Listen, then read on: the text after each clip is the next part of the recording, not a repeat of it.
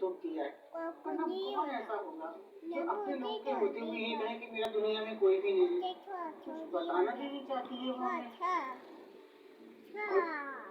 तुम ऐसे करो, जाके पता करो, राब्ता करो इसके माँ बाप से और दूधू पिया बेटा तू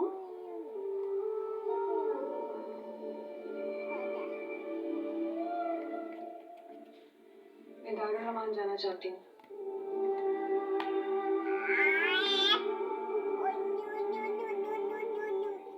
काका कहना मैं रोटी खानी।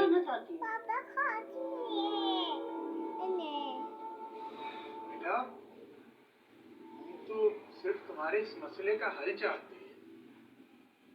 शायद इसका हल नहीं है। पर क्यों?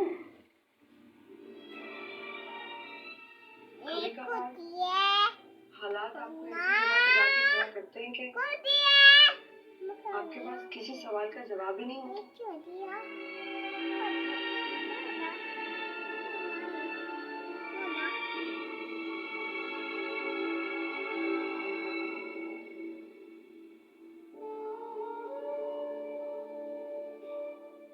मेरे पास भी इस वक्त कोई जवाब नहीं है।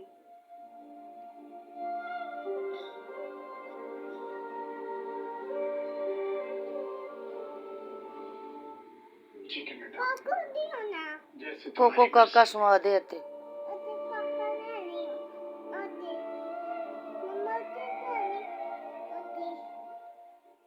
तुम जब तक चाहो यहाँ पे रह सकती हो। तुम हमारी बेटी हो।